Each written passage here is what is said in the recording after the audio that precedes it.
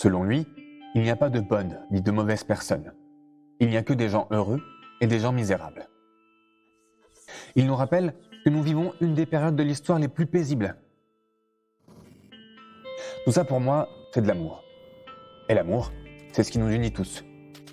C'est grâce à cet amour que nous partageons avec notre partenaire, nos amis, notre famille, que nous sommes des êtres si riches et exceptionnels.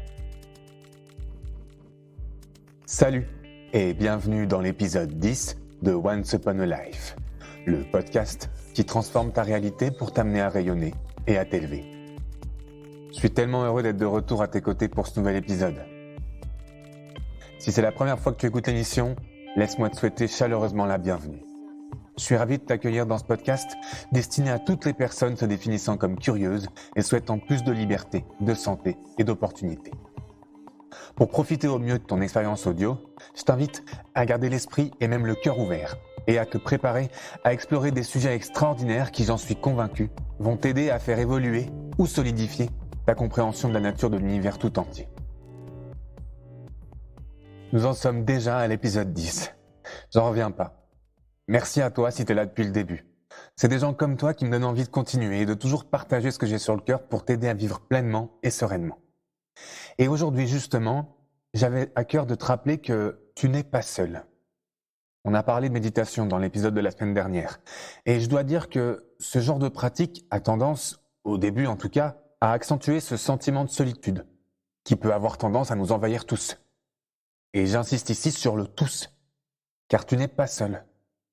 Je le répète, car ce ne sont pas des mots qui sont faciles à entendre, ni même à comprendre. Laisse-moi les reformuler. Tu es entouré. C'est mieux, n'est-ce pas? Et surtout, je vais plus loin. Tu n'es pas tes peurs, tes doutes, ni tes pensées. Du verbe être. Tu n'es pas ces doutes, ces peurs, ces pensées. Ce jour où j'ai compris ça a été un grand tournant dans ma vie. Nous ne sommes pas ce que nous pensons. C'est pas parce que je pense quelque chose ou que je fais quelque chose que je suis catégorisé comme telle ou telle personne. De la même façon, je ne suis pas malade. J'ai de la maladie, des virus à l'intérieur de moi. Je ne suis pas angoissé. Je ressens de l'angoisse ou toute autre émotion. Les mots qu'on utilise sont très importants. Chacun d'eux renferme une énergie que nous ne comprenons pas et qu'il est nécessaire d'utiliser avec précaution. On peut décider de semer de l'amour ou de la peur grâce à nos paroles. C'est Don Miguel Ruiz qui dit que les mots sont comme des formules magiques dans son livre « Les 4 accords Toltec ». Alors, utilisons-les à bon escient. Dans cet épisode, les 5 premières personnes ayant accès au cadeau du jour, présent à la fin, auront l'opportunité de recevoir quelque chose de ma part d'une grande valeur en cette fin d'année.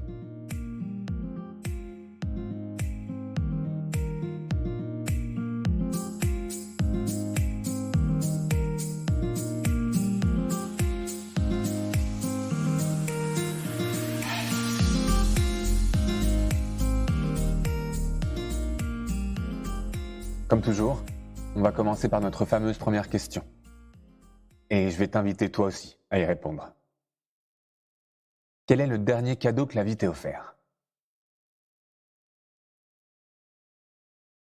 Aujourd'hui, moi, je suis reconnaissant de tout ce qui a pu nous arriver jusqu'ici. Oui, je parle absolument de tout ce qui a pu nous arriver, y compris la pandémie. Et même si ce n'est pas forcément un sujet que j'ai envie d'aborder dans ce podcast, et je ne rentrerai pas ici dans les sujets controversés ou politiques, mais j'ai envie de te dire que je vois au moins une chose positive à tout ce qui nous arrive. Eh bien, c'est justement le fait que je puisse dire « nous ». Parce que nous sommes tous dans la même histoire, tous autant qu'on est. Évidemment, et ce genre de personne existera toujours, mais il y a des gens qui ne sont pas assez éveillés pour comprendre l'opportunité qui se cache derrière ce genre d'événement. Ils vont en tirer avantage et vont tout faire pour récupérer le maximum de profit. Il n'y a qu'à regarder la différence entre le début de la pandémie et aujourd'hui. En France, on avait pour habitude d'applaudir les soignants à nos fenêtres, chaque soir à 20h pour les services rendus au pays. On voyait des personnes s'entraider et penser aux plus démunis. Maintenant, c'est presque comme si c'était l'inverse. Ou alors je me trompe, mais j'ai l'impression que les choses sont simplement revenues à leur état initial. On pense au profit d'abord, on continue à détruire un peu plus la faune et la flore de ce monde, et la société de consommation est repartie de plus belle.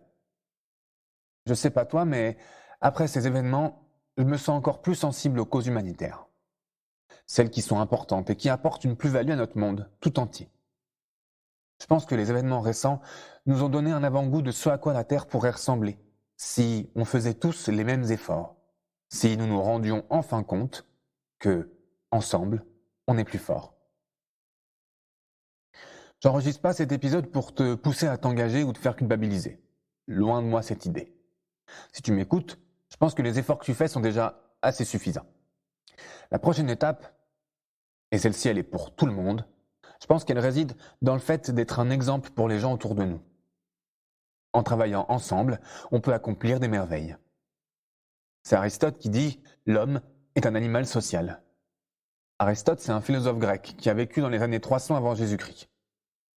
Et il l'avait déjà remarqué, et il expliquait très bien, que nous vivons pour être en société. Et cette citation célèbre ne s'arrête pas là, puisqu'il dit également que quiconque ne participant pas à la société est soit un monstre, soit un dieu. Arrêtons-nous 2 minutes sur les définitions de ce qu'est un monstre et de ce qu'est un dieu. La première définition de monstre, c'est un être vivant présentant une forme de malformation. La deuxième, c'est un être fantastique des légendes de la mythologie, comme le centaure par exemple. Donc Aristote ici, il parle d'un être qui est inhumain. La définition du mot Dieu, et là je vais te partager la 3e partie de la définition, c'est une personne à laquelle on voue une sorte de vénération, un attachement passionné ou que l'on considère comme supérieur. Comme par exemple cette phrase qui dit « ce sportif est un dieu ». Donc Aristote ici, il parle d'un humain digne d'être suivi et écouté. Donc, en quelque sorte, on a l'occasion de nous comporter en monstre ou en dieu, c'est-à-dire en être fantastique, inexistant ou en être aimant et tout-puissant. La fin de cette citation peut porter à confusion, mais je crois que ce qu'Aristote voulait dire, c'est que nous nous sentirons mieux si nous agissons comme un être social. Autrement dit, si nos actes sont faits pour le monde qui nous entoure. J'entends par là pour les gens qui passent sur notre chemin, pour les personnes qui nous sont proches, ainsi que pour notre monde intérieur. Connais-tu quelqu'un qui aurait passé sa vie en solitaire et qui en aurait été heureux? Si c'est le cas, j'aimerais beaucoup rencontrer cette personne et discuter avec elle. Parce que l'isolement est une forme de punition dans les prisons. Combien d'histoires est-ce que tu as entendues à propos de personnes âgées ayant perdu l'amour de leur vie pour ensuite mourir de chagrin ou simplement perdre la tête? C'est pas pour rien. Ça me fait penser aussi au film Into the Wild de Sean Penn. C'est un film à propos d'un jeune homme qui décide de tout quitter pour partir faire du stop et vivre dans la nature. Il vit alors une vie d'ermite. Je te raconterai pas la suite pour pas te spoiler, mais c'est un très beau film que je te conseille de voir. Et c'est ce genre d'histoire qui m'inspire à travailler avec mes pairs. Tu le connais cet adage, mais tout seul on va plus vite, ensemble on va plus loin. Pour ma part, ayant été enfant unique jusqu'à l'âge de 10 ans, j'ai tendance à être quelqu'un de plutôt solitaire et indépendant, en théorie. J'aime effectivement beaucoup me retrouver seul, et depuis que j'ai découvert la méditation, le yoga, et que j'ai réellement compris la façon dont je devais mettre en place l'Ayurveda dans ma vie, ces moments que je passe avec moi-même me sont indispensables, et c'est de cette façon que je me recharge et que je reprends mes forces. Je suis aussi du genre à ne pas avoir de problème avec le fait de manger tout seul au restaurant, et partir en vacances tout seul ne me fait pas peur. Pourtant, c'est aussi pas pour rien que je suis comédien, que j'anime ce podcast et que je guide de belles personnes en accompagnement personnalisé. J'aime parler, être en société, partager des choses et on m'a dit souvent que, pour reprendre les mots d'Aristote, j'étais un animal social. Et c'est vrai, il y a un certain équilibre entre ces deux aspects de ma personnalité. Ma semaine ne serait pas si belle si je passais pas un peu de temps avec un ami ou deux. Et c'est aussi de cette façon dont je me nourris. Et je suis également reconnaissant de toutes ces belles amitiés que je partage depuis près de 15 ans avec certaines personnes.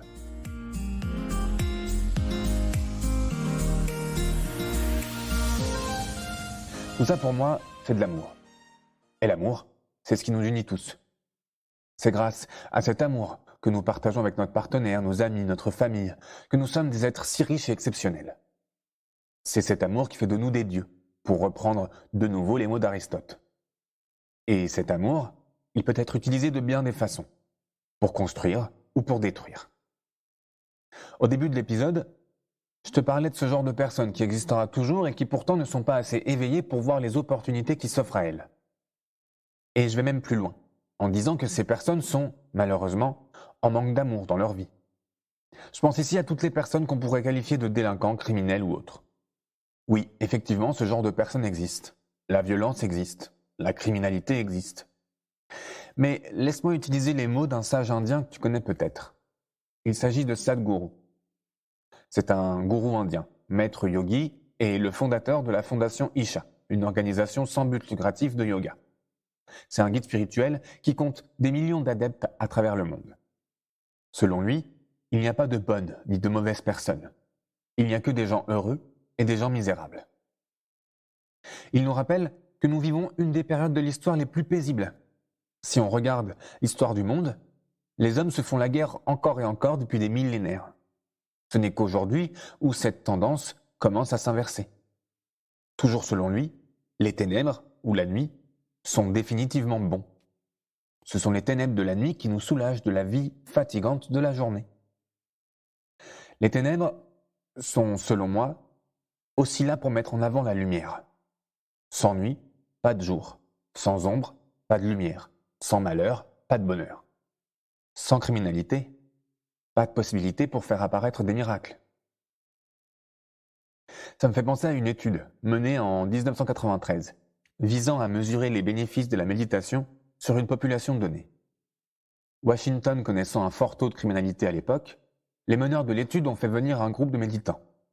Invités à venir méditer pendant plusieurs soirées à divers endroits de la ville, le taux de criminalité serait alors mesuré pour témoigner des effets de ce que l'on pourrait appeler les vibrations de la méditation.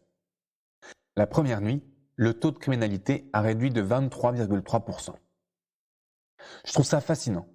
Cette étude scientifique montre donc bien que, au-delà du bien-être intérieur que la méditation peut apporter, elle peut aussi avoir des répercussions sur notre monde extérieur. Et ce n'est pas tout. Avec un minimum de personnes méditant en même temps, et pour cette expérience au même endroit, il est carrément possible de réduire le taux de criminalité dans une ville. Et je te l'ai déjà dit, mais je ne crois pas au hasard. Une seule de ces expériences m'aurait suffi, et elle a eu lieu à plusieurs reprises. Seul, je suis capable. Ensemble, nous sommes tout-puissants. Autre exemple de la puissance de la collectivité. En août 2020, un navire s'est échoué à l'île Maurice provoquant une marée noire, déclarant ainsi l'état d'urgence environnementale. Les hydrocarbures étant hors de contrôle, les autorités ont progressivement demandé aux habitants de les aider à récolter le maximum de cheveux possible. Oui, tu m'as bien entendu. Les cheveux des résidents de l'île Maurice ont été utilisés pour confectionner des boudins de dépollution. Je te mettrai le lien vers l'article nommé « Île Maurice, une barrière de cheveux pour contrer la marée noire ». Impossible de dire que cette action aurait eu le même effet avec les cheveux d'une seule personne. Voilà donc un nouvel exemple de ce qu'il est possible d'accomplir en s'unissant les uns les autres. Quoi qu'il arrive, sache que tu n'es pas seul. Tout ce qui t'arrive est aussi arrivé à quelqu'un d'autre. Et toi aussi, tu en sortiras grandi. Cette semaine, j'avais à cœur, plus que de te le dire, de te montrer que tu n'es pas seul et que tu peux être accompagné. En guise de cadeau de la semaine, j'offre une consultation ayurvédique de 30 minutes aux 5 premières personnes qui se seront inscrites via le lien présent à bengananda.com/10. Pendant cette demi-heure, nous discuterons ensemble de ta situation. Je te poserai des questions pour comprendre la façon dont je peux t'aider et je te donnerai mes premiers conseils pour une vie équilibrée et épanouie. Petit rappel que pour profiter au mieux de cet appel, il est préférable d'avoir passé mon test Découvre ton dosha en amont. Si tu ne sais pas ce que c'est un dosha, tu peux aller écouter l'épisode 6 dans lequel je t'en parle. Et je te mettrai tout ça dans les notes de l'épisode. Encore une fois, si tu es intéressé par cette opportunité et que tu aimerais savoir comment l'Ayurveda peut t'aider à retrouver un équilibre, une sérénité et une joie de vivre sans limite, c'est avec grand plaisir que je t'offre cet appel pour une visio de 30 minutes avec moi. Encore une fois, tu peux aller réserver ta place en suivant le lien à bengananda.com/10. Lorsque les 5 premières personnes auront pris rendez-vous, un message sera affiché pour prévenir qu'il ne reste plus de place. J'espère que cet épisode t'a plu et qu'il t'a donné espoir pour un monde meilleur et rempli de joie. N'oublie pas que tu n'es pas tes pensées. Elles sont là, alors accepte-les. Elles ont forcément quelque chose à t'apprendre, mais ce n'est pas pour autant qu'elles ont raison, alors laisse-les partir. Si tu souhaites me faire part de tes impressions suite à cet épisode, je serai ravi de discuter avec toi en message privé sur les réseaux. C'est toujours un plaisir de te lire et d'échanger avec toi. Tu peux me trouver sur Instagram, LinkedIn ou Facebook. Je te remercie de ton écoute et de ton attention. J'ai à cœur de faire de ce podcast un espace d'échange et d'évolution. Et tu as toute ta place dans l'histoire. Si tu souhaites me faire part des thèmes qui t'intéressent et que tu aimerais voir abordés dans l'émission, n'hésite pas à me contacter. Et si tu connais quelqu'un qui voudrait nous raconter sa propre histoire merveilleuse, ou si toi-même penses avoir ta place derrière le micro, tu peux aller à bengananda.com/préparation pour remplir le formulaire dédié. Et si tu es un artiste qui crée de la musique et que tu souhaiterais qu'une de tes chansons ait sa place dans un épisode, n'hésite pas à me contacter pour qu'on en discute. Et enfin, si le cœur t'en dit, abonne-toi au podcast pour ne manquer aucun épisode. Et laisse-moi une note ou un commentaire sur ta plateforme d'écoute préférée pour soutenir l'émission et l'encourager à toucher le plus d'oreilles curieuses possible. On se retrouve la semaine prochaine pour un nouvel épisode. D'ici là, je te souhaite une très belle journée, une merveilleuse semaine et comme on dit, namasté.